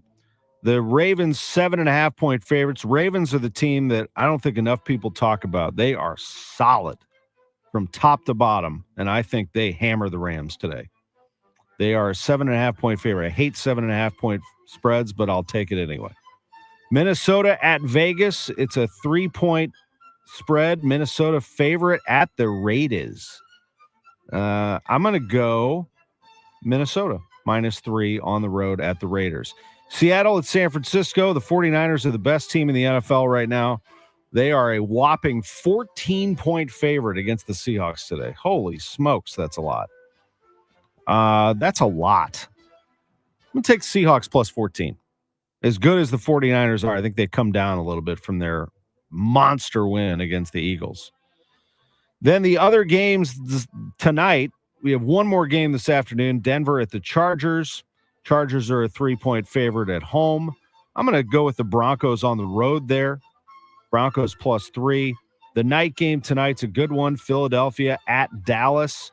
With the Eagles looking for some redemption, the Cowboys are 3.5-point favorites at home. I like the Eagles here on the road on a Sunday night, reestablishing little anger from the Eagles tonight. I got Birds +3.5 at Dallas. Tennessee at Miami. The Dolphins are a juggernaut to be sure. 14-point favorites on a Monday Night Football against the Titans. I'm going to take them. I love their scoring, and I think they tend to run away with games. I'll give the Titans 14 points on Monday Night Football. And then we have the Packers at the Giants on KMOX on Monday night. Packers 6.5-point favorites at the Giants. Not so fast. Giants +6.5 on Monday Night Football. That is your look at NFL picks against the spread. When we come back, here's a player I think should be in the NFL, Cody Schrader. What he had to say to the crowd at the Missouri Athletic Club on Tuesday night after receiving a Jack Buck Sports Award, the Carl O. Bauer Award. That's next. Hi, I'm Jim Brennan. In celebration of McKelvey Homes' 125th anniversary, we are having our biggest sale of the year. Save up to $89,000. Get special financing in the fives and free closing costs on all move-in ready homes. Visit The Preserve on McKenzie Road near Watson, a beautiful community with 4 lakes, nature trails, and wooded home sites. We have a variety of homes from the 400s, including our villa and estate homes. Don't miss this opportunity to save big and get in before the holidays. Visit McKelveyHomes.com. Check off your shopping list with Cardinals Baseball. 5 and 10 game packs are on sale now and feature 2024's highest demand games and promotional giveaways. Choose from the opening day pack, bobblehead pack, Cubs pack, and more. New for 2024, check out the 10-game For the Lou pack, which includes lots of new STL-themed promos. Give the gift that lasts all season, all baseball season. Cardinals ticket packs start at just $55 and are on sale now at cardinals.com/holiday. A swing and a long one. Left field. Walker just gave the Cardinals the lead. Home run! This holiday season, give the gift of date nights, family time, and more with Cardinals tickets. 2024 all-inclusive tickets start at just $55 and feature a full buffet, complimentary bar, plus a great view of the game. Choose from the UMB Champions Club, Premium Legends Club, Proficient Red Jacket Club, National Car Rental Club, and more. Get your single game all-inclusive tickets now at cardinals.com/holiday. Have you been wanting to find the secret to losing weight and getting healthy the natural way without drugs or injections? Hey everyone, it's Dr. Michael Glickert with St. Louis Weight Loss Secret, and I know the secret to losing a half a pound to a pound of fat every day, naturally, safely, and effectively, without counting points or calories, no prepackaged meals, no hormones, no drugs, no injections or surgery. Schedule a free consultation now at moweightloss.com. Hey, this is Debbie Monterey, and I just would like to reiterate what Dr. Glickert said, that you can lose a half a pound to a pound per day with St. Louis Weight Loss Secret. And I can say that with confidence because that's what happened for me. Getting on the scale every morning, losing a half a pound to a pound was extremely motivating to stay on my plan. I lost 20 pounds in the first month. I've lost over 40 pounds altogether using St. Louis Weight Loss Secret. It really is not that hard when you follow their plan. Find out more by going to moweightloss.com. moweightloss.com. I feel like I'm constantly cleaning hair off my bathroom floor. At least my Swiffer Sweeper makes it easy. Sweeper heavy-duty dry cloths have ultra-thick pads to trap and lock hairs, like a hair magnet. And when I'm finished cleaning up my hair, Sweeper takes care of his too. Now the hair is gone, all thanks to Swiffer. Try Swiffer Sweeper heavy-duty dry cloths. I promise you'll love them or your money back. And also try Swiffer Sweeper Wet to make quick work of tough, sticky messes. Welcome back to the Gray Bar Sports on a Sunday morning. Goldschmidt swings and he hits a drive. He hits a slammer. Gray Bar, your distributor for electrical and datacom needs. Billikens win! Billikens win! Once again, from the Stifel Financial Sports Studio, Tom Ackerman. Welcome back to the show. The Heisman Trophy has gone to Jaden Daniels. He won the Heisman in a decisive victory. I actually loved him coming into the season. In fact, Drew, I remember saying on this show that I thought he would win the Heisman, that he was the best player in the country, but I was wrong about LSU being a national title contender. I thought that LSU would be in the mix for the college football playoff until the very end, and as it turned out, they got whipped pretty good by Florida State early in the year. Then LSU really started to show what they're capable of, finished pretty strong. I mean, they ended up losing to Alabama as well, and eventually got themselves knocked out of the college football playoff race. But Daniels just ran wild and passed like a madman. I mean, he was incredible against Missouri. They just couldn't stop him in the 49-39 loss to LSU. And he ended up with an amazing year. He's actually the first Heisman winner to be part of a team that failed to play for a conference championship since 2016. That last player was Lamar Jackson of Louisville. They went 9-3, and so did his LSU team. He is LSU's third winner overall. He is a transfer from Arizona State. He is the fifth quarterback in the last 7 seasons to win the Heisman after transferring. In fact, the players who finished behind him in the race also are transfers. Michael Penix transferred from Indiana to Washington. He finished second in the Heisman voting. And Bo Nix, who transferred from Auburn to Oregon, was third in the voting. Marvin Harrison Jr. finished fourth. He's the excellent wide receiver from Ohio State. Fifth, interestingly, was Jordan Travis, the quarterback from Florida State, who broke his leg, and subsequently Florida State, who finished 13-0, ended up being knocked out of the college football playoff. And part of the reasoning of the committee was that Florida State had injuries to their quarterbacks, and so they weren't considered one of the best 4 teams, which I thought was wrong. But anyway, that's the way it shook out, and Alabama gets Michigan. Good luck with that. and you get Texas against Washington in the other one. Where did that leave Cody Schrader, the SEC's leading rusher, who should have been invited to the presentation? I don't know why you have to have 4. Why can't you have more than 4 people? I mean, Cody Schrader led the SEC in rushing. I mean, it's an awesome story. I don't see why you wouldn't have him there. Anyway, he finished 8th in the voting. Some person who I'd like to buy a beer gave him a first place vote, which I think is great.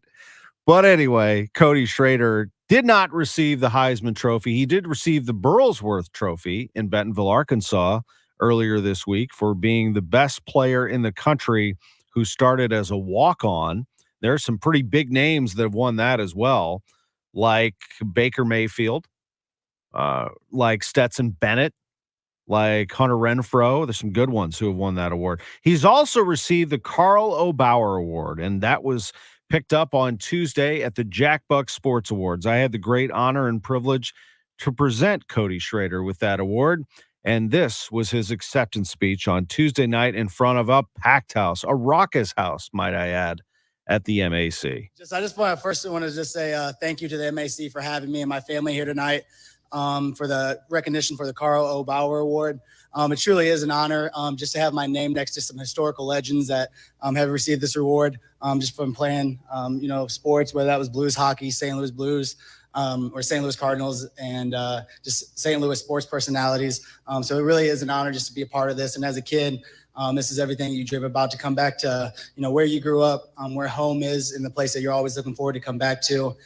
So just to be here tonight is a real honor, and I just want to say thank you, guys.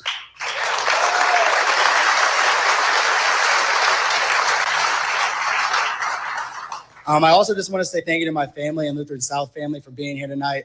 I know you guys have sacrificed your evening to be here to help recognize me. And I wouldn't be where I am today if it wasn't for the community behind me.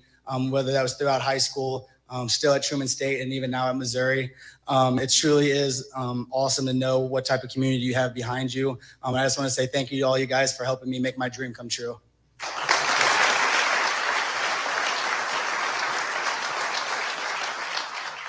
And I also just want to thank Mizzou football, the University of Missouri, and my teammates and coaches for believing in me. My journey wasn't easy, but I wouldn't have it any other way. I think I've learned so many values and different things that I can hopefully take on once football is over. And I wouldn't be where I am today. I wouldn't be standing in front of you if I didn't recognize my O-line and the big dogs up front. They have improved drastically. They put in the work, and they want to dominate just as bad as I want to dominate. So that combination this year has been really awesome, and something that has really helped me in my career. So if it wasn't for those guys, definitely wouldn't be standing up here. I also just want to say thank you to the city of St. Louis. That Lou to the Zoo series that you guys have created for us alongside the University of Missouri, and being able to play back in the Dome where the greatest show on turf was played, be able to score touchdowns and beat Memphis this year there was a dream come true, not only just for me, but I can speak on behalf of all the kids that are from St. Louis that's on Mizzou.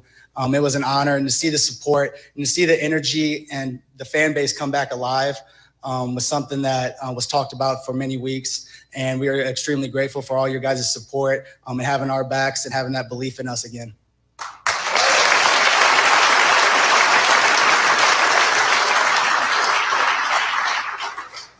Maybe some things that you guys might not know about me. I actually grew up in Jefferson County in a small town called DeSoto.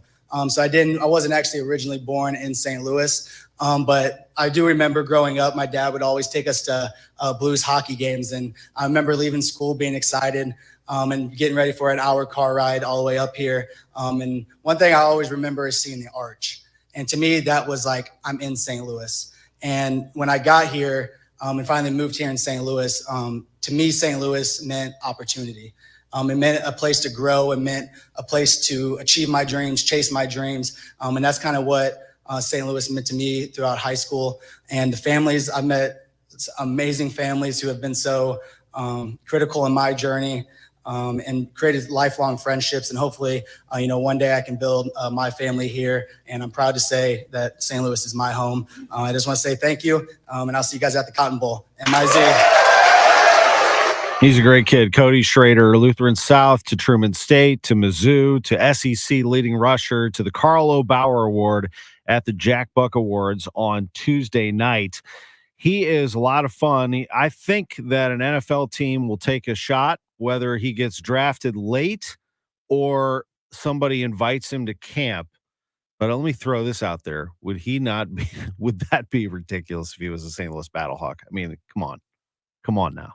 That would be unbelievable. But I think better for him would be that an NFL team takes him on. He'd be the ultimate special teams guy. He'd be a great running back. And, they have an opportunity to showcase, all these guys do, against Ohio State on December 29th. I don't care who plays for Ohio State, if it's their third string or fourth string, if everybody's transferring or sitting out. It's Ohio State, and Missouri is going to be ready to go. They are ready to show off against a brand. So I hope the Buckeyes are ready, because I know Missouri is going to be ready.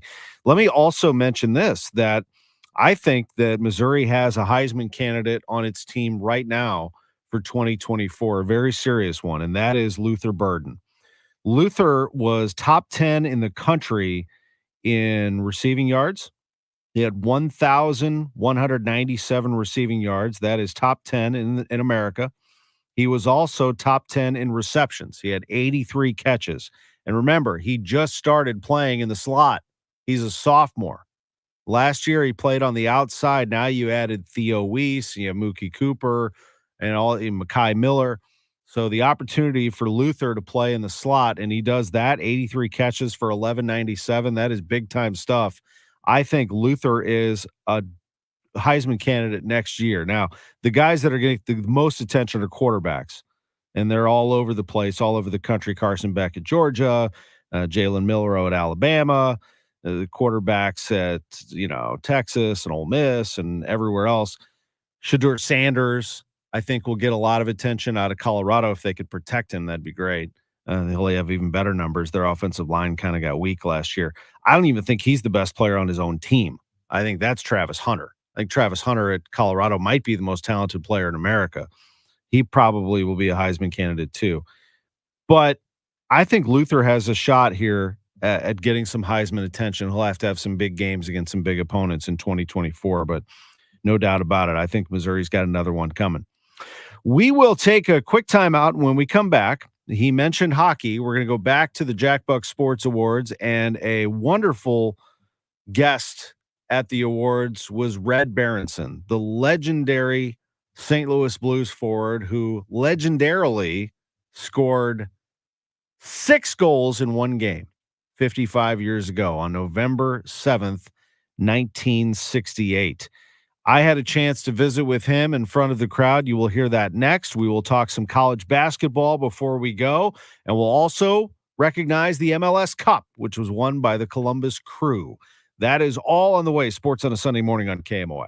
KMOX Weekend at your service. Sponsored by Air Comfort Service Heating, Cooling, and Installation. Your garage door is the largest piece of moving equipment in your home. When it needs help, call the experts at Overhead Door Company of St. Louis. Their certified technicians repair all brands of doors and openers. And you can even schedule evening and weekend service. Just call 314-781-5200. And always look for the red ribbon. It's your assurance you've got the genuine, the original overhead door. The most trusted garage door company in St. Louis since 1926. For same-day service, schedule online at overheaddoorsstlouis.com. 314-781-5200. At Neovitin, we are all about supporting your nutrition, and that's why we are excited about our new Neovitin Omega-3 supplement. Neovitin Omega-3 is formulated with 1,200 milligrams of omega-3 fatty acids to help support healthy hearts. Our high-quality omega-3 fish oils are sourced from wild-caught fish and tested for heavy metals. With our convenient monthly subscription, you can get Neovitin Omega-3 delivered right to your door every month with no long-term obligations. Support your daily nutrition and sign up for a Neovitin Omega-3 subscription at neovitin.com today.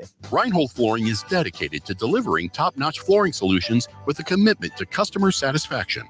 We ensure your needs are met with the highest level of service. We stand firmly behind our work and make things right when issues arise. Based in St. Louis, we take pride in offering a comprehensive range of services, from crafting custom area rugs to providing manufacturer-approved floor cleaning supplies and even free in-home estimates. We cater to the builder and commercial business with high-quality flooring solutions. Learn more at reinholdflooring.com. Join me, Tom Ackerman, for a night of purpose at the inaugural Give Back Trivia Night on January 5th at the Moolah Shrine Center. Secure your tables of 10 for just $200 with a generous portion of the proceeds dedicated to making a difference at SSM Health Cardinal Glen and Children's Hospital. This holiday season, be a beacon of hope for children by supporting the hospital's Tree of Hope campaign, enabling vital programs essential to a child's recovery. Reserve your tables now at KMOX.com/events and be a part of a meaningful cause. Welcome back to the Gray Bar Sports on a Sunday morning. Goldschmidt swings and he hits a drive. He hits a slammer. Gray Bar, your distributor for electrical and datacom needs. Billikens win! Billikens win! Once again, from the Stifel Financial Sports Studio, Tom Ackerman. Welcome back to the show. From the Jack Buck Awards on Tuesday night, had a chance to visit with a legend. In fact, he is a Blues Hall of Famer. And on November 7th, 1968, he electrified the crowd and beyond in Philadelphia when he scored 6 goals against the Flyers in one hockey game. A member of the U.S. Hockey Hall of Fame and a member of the St. Louis Blues Hall of Fame. And I should mention that Mr. Berenson is going to be back for that. It is on January 19th. And before we have our conversation, there are tickets available for the Blues Hall of Fame dinner, which will be right here in this room as they induct Blues greats Mike Liut, Keith Tkachuk, and the late, great Pavel Demitra. Red Berenson, it is great to have you here at the Missouri Athletic Club. When you see that video of that great day, first of all, what do you think about? Well, I think it's so long ago they didn't even have TV because all you got is the radio broadcast. But it was a good radio broadcast. Well, they had TV, but they used to erase the games the minute they were over. Nobody cared about them. And it was a road game. It was in Philadelphia. The St. Louis fans saw it and then forgot it. But just as well, if I can't see it, it was probably pretty good. But Dan Kelly made it great. And if I could just take one segment from all these coaches talking, it's really about teamwork. And we had that kind of a team. The players on our team are more excited than I was. And we got a shutout for Jacques Plante. In fact, Scotty Bowen was trying to get me to go on the ice again. And it's no, I can't go, Scotty. If we get scored on, Jock will kill me. And our team really enjoyed it too. It was a great team event. It wasn't a one-man show. I got lucky. I was a recipient, but that's how our team was. And we became a pretty good team, and I think we got St. Louis off to a good foundation. Almost had a 7th goal in that game, actually, when you go back, didn't you? Yeah, well, I hit the crossbar on one. I didn't know I could raise the puck that high because our sticks were pretty straight, if you remember. So anyway, it was one of those lucky games. I mentioned the name earlier, Barclay Plager. I want to start with him. When I say Barclay Plager, what do you think about? Bark was maybe the best competitor pound for pound of any player I played with. It's just as far as being wired all the time, not once in a while, all the time. It didn't matter how big or fast or strong or mean anybody was. Bark was ready to either hit him or take him on or whatever it took. And he could hit. Like he and Bob, they could hit open ice hits that you rarely see in today's game. They would catch players with their heads down. Well, now you'd get suspended. You'd be thrown out of hockey for making hits that were considered clean hits. That would be a great hit. And they would carry guys off the ice and Bob would laugh. Watch, Bark will get him.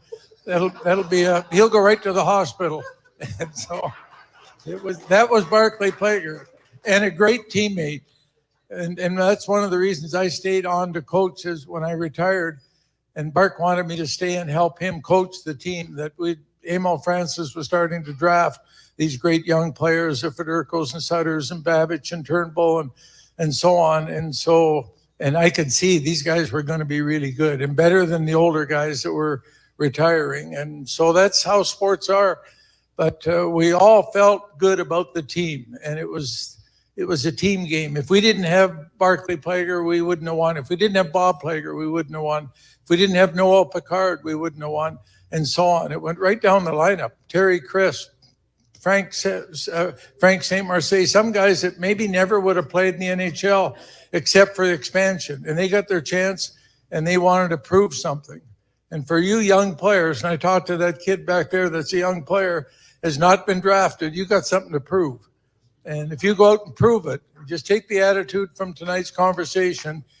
I'll be coming here watching you get a real award, an award of something you've done, not something at the high school level. It might be college, it might be the NHL. So good for you. Good luck to you.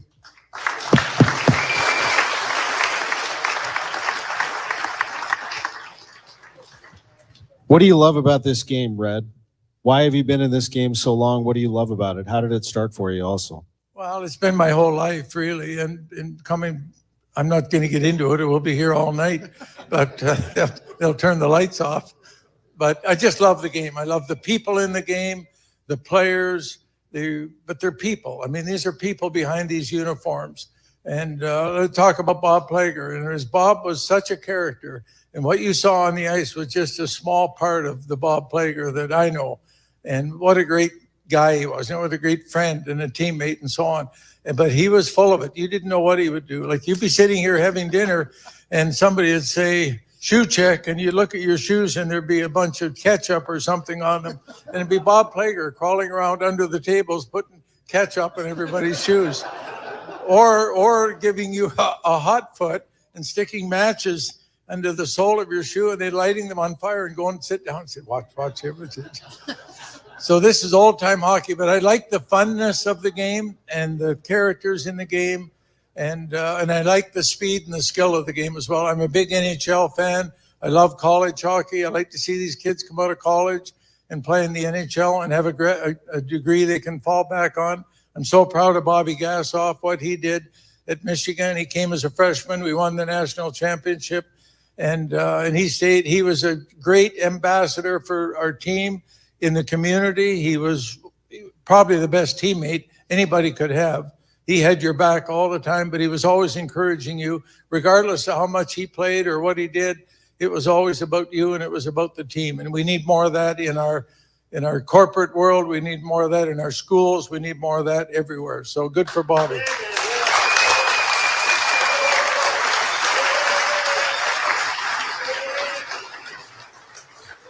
Not much better than walking on that campus, Yost Arena, seeing the fans, feeling the cold of the ice and your team skating around. What can you tell us about coaching? We've honored coaches here tonight. What was the key to coaching for you? How did you find success? Well, I never wanted to be a coach. Honestly, I didn't like Scotty Bowman. I didn't like Toe Blake. I didn't like any of them. But when the day came that I had to stand behind the bench as an experienced player and take over the team, holy geez. And now it was, what would Scotty do? And what would so-and-so do? And I've learned a lot from the coaches above me, and I think it helped me in it. And being a player, you're a player. You know how you should be treated, and you know how you shouldn't be treated. And you want to be coached hard. I told our players, I'm going to coach you the way I wanted to be coached, and I wanted to be coached hard. It's not going to be easy, and you're not going to like it, but you're going to like it at the end of the year because you're going to find a way to win. And that was what it was all about. And then I cared about them as people, and I cared about their school. And I know these coaches do too. If you don't care about your players, they'll see right through you. And if you don't care about what's important to them, like school, then they're not going to go for it. They're not going to go for it. And it's got to be real.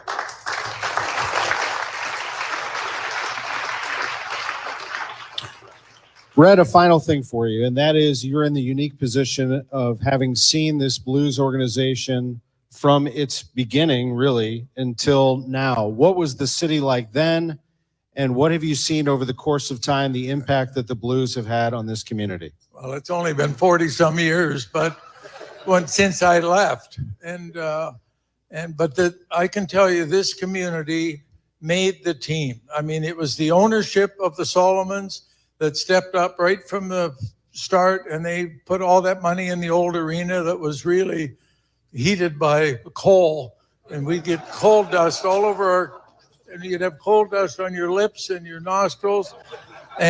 But when they cleaned it up, it was like Madison Square Gardens. It was a great place.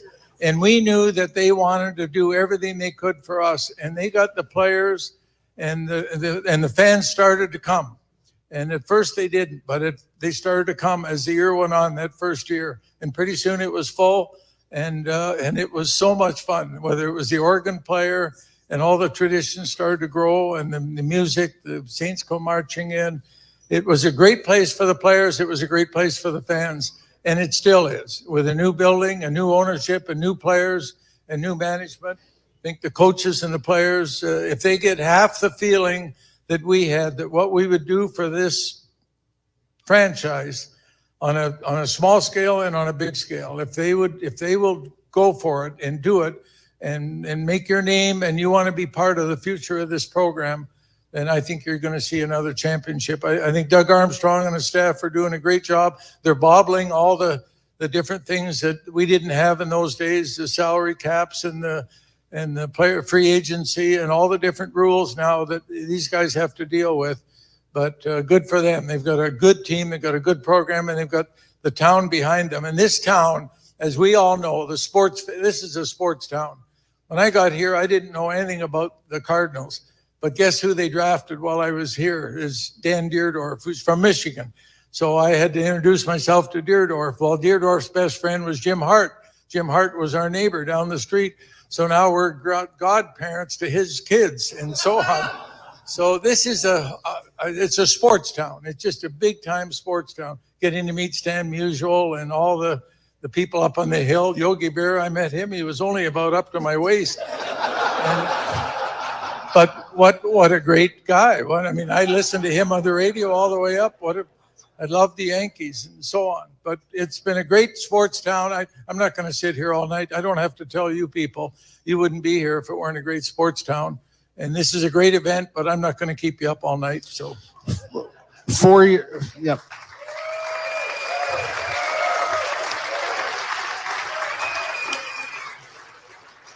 Four years ago, we stood right here and gave the Legends Award to Bobby Plager. And it is our honor to give you here in 2023 the Bob Plager Legends Award. Red Berenson.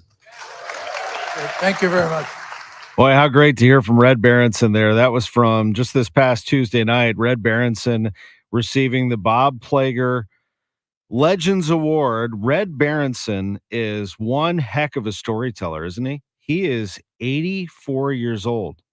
He just turned 84 on Friday. And a big happy birthday and a thank you to Red for joining us. Now, the youngest honoree that evening, he mentioned David Vitt, the hockey player from Kirkwood, but the youngest honoree on stage was Miguel Perez. He received the David Freese Hometown Hero Award. Here is his under 2-minute acceptance speech, but it's a good one. He was presented by his father, Luis Perez. Miguel graduated from Pattonville High School and 2 days later scored a goal, his first in MLS and certainly not his last. Thank you, Dad. And thanks to my entire family and close friends for being here to support me, not only tonight, but as I grew up in St. Louis playing soccer. All the practices and out-of-town games, they'll never know how much I appreciated their love and support in my dream of playing soccer professionally. What makes it even more special is that I am able to play for my hometown of St. Louis, where I was born and raised. Not many athletes get to play in the city they grew up in, and I feel extremely fortunate and blessed to be representing my hometown on and off the pitch. I am honored and humbled to be standing here tonight accepting the Hometown Hero Award.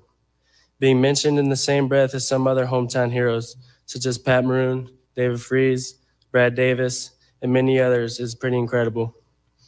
The names I mentioned have all made their marks in the St. Louis sports scene and are so important to our city. I hope to do the same throughout my career and represent St. Louis with the same pride and passion as those who came before me. And I would like to thank the members of the Missouri Athletic Club for honoring me with this award. It means so much to me, and I am truly grateful.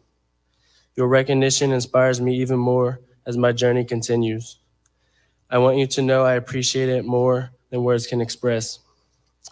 Lastly, I'd like to thank my second family, everyone at St. Louis City SC, who took a chance on a local kid from St. Louis, allowing me to achieve my dream of becoming a professional soccer player. For my world-class ownership group, Sporting Director Lutz Van der Steel, Head Coach Bradley Carnell, staff, and teammates. The last couple of years have been so special being a part of this organization, and I look forward to continuing to work hard for this team, the coaching staff, and this city. Go City, and thank you again. Miguel Perez, the recipient of the David Freese Hometown Hero Award. Isn't that something that you have two guys 66 years apart and delivering the same message? Grateful, great sports town. And recipients, Red Berenson and Miguel Perez, among the recipients at the Jack Buck Sports Awards on Tuesday. We heard a little earlier from Cody Schrader. Speaking of Major League Soccer, the MLS Cup has been decided, and the Columbus Crew won their third. They beat LAFC yesterday 2-1 to claim their third MLS Cup. The Columbus Crew, they won it in 2008 when they beat the New York Red Bulls, and in 2020 when they defeated the Seattle Sounders. They lost to the Portland Timbers in the 2015 title game. Only the LA Galaxy and DC United have won more titles than the Columbus Crew. LA Galaxy's won 5, DC United's won 4, and now Columbus has won 3. Los Angeles, LAFC, was looking to become the fourth MLS team to win consecutive titles, but they were stopped cold by Columbus. St. Louis, as you know, was bounced in the first round by Sporting KC. They'll regroup and try to get after it in 2024, and that season will be coming faster than you realize. We'll take a quick break. We'll wrap with some college basketball thoughts next.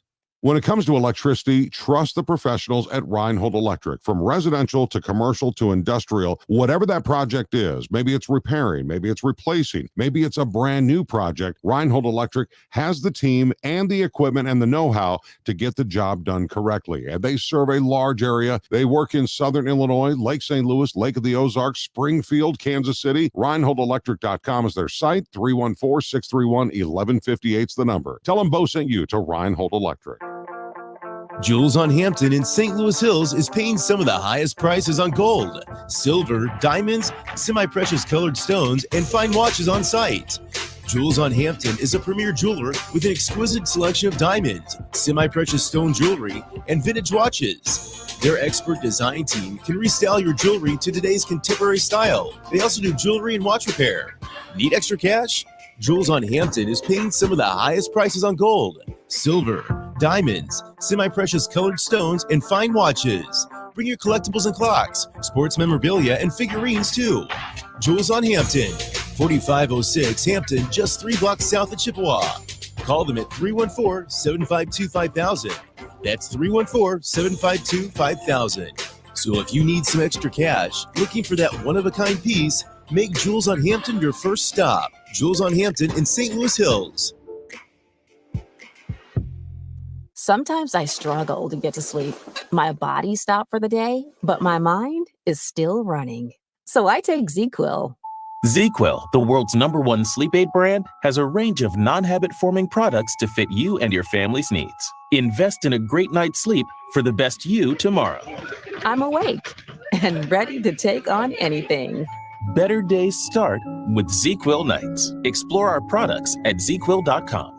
Use as directed. Keep out of... Get a pen. You'll want to take this number down. Okay, you have health insurance, or you don't have health insurance, but you want health insurance at a reasonable price, right? Well, you won't find it with Obamacare, where you can only sign up once a year with their high deductibles and limited networks. You need to talk to an expert. Kim Kiefer at H&L Agency can help. If you pay for your own health insurance, or your employment coverage is just unaffordable, or if you have a few employees, you could be saving 30 to 60% if you qualify. Couples under 65 are saving $500 to $1,000 a month with better coverage. Go to hnlagency.org and get a quote today. We all need quality health insurance at an affordable price. Call Kim at 800-975-2841. That's 800-975-2841. Or go to hnlagency.org. And is spelled out. That's hnlagency.org. A quality plan managed by you, not the government. Broadcasting from the Under Law Injury Lawyers, GetJim.com studios. KMOX. Welcome back to the Gray Bar Sports on a Sunday morning. Goldschmidt swings and he hits a drive. He hits a slammer. Gray Bar, your distributor for electrical and datacom needs. Billikens win! Billikens win! Once again, from the Stifel Financial Sports Studio, Tom Ackerman. Welcome back to the show. It has been a great one, and we appreciate everybody joining us here today. We have, of course, it'll be up on our Sports on a Sunday Morning podcast. College basketball yesterday. I don't have time for all the national games. I'll give you a few. The number one team in the nation is Arizona. They rolled. They beat Wisconsin 98-73 yesterday. Wisconsin's the 23rd ranked team in the nation, but Arizona looked great taking care of business. We mentioned Kansas. They're the number two team in the country. They beat Missouri 73-64. Hunter Dickinson, 13 points, 16 rebounds. Kevin McCullough and KJ Adams had 17 points apiece. Kansas is now 9-1. They beat Missouri. The Tigers fall to 7-3. Jayhawks closed out the first half on a 14-0 run, and that pretty much did Mizzou in. Although Missouri came back a little bit in the second half, they ended up losing by 9. Final score was 73-64. Number three team in the country is Houston. They beat Jackson State. The easy win for them, 89-55. Fourth ranked team in America is Purdue. Purdue had a tough game, but this game was in Toronto, a very Purdue crowd as Zach Edey is from there. He matched his season high with 35 points. Braden Smith had 27, and Purdue beat Alabama 92-86. Fifth-ranked UConn, no problem with Arkansas Pine Bluff, 101-63. Elsewhere in college basketball, Tennessee beat Illinois 86-79. Tennessee's a good team. So is Illinois, though. Dalton Knecht scored 21 points. Tennessee rallied from a second-half deficit. They beat Illinois at home, raucous atmosphere in Knoxville, and it was an easy victory to close out for Tennessee, but not for most of this game. The Illini were held scoreless in just 13 minutes to play. It was a 4-point deficit. Tennessee rallied to a 6-point lead, and that kind of did Illinois in. This Illinois team will be just fine, though. Tough loss for them. I didn't expect them to win the game, but they fall 86-79 to a good Tennessee team. I mentioned SLU. We talked to Travis Ford earlier in the day, beating Hofstra 71-68. UMKC beat Lindenwood 72-67. Missouri State over Sam Houston State 69-60. And Southeast Missouri State fell at IPFW 89-80. Norfolk State beat Illinois State 64-58.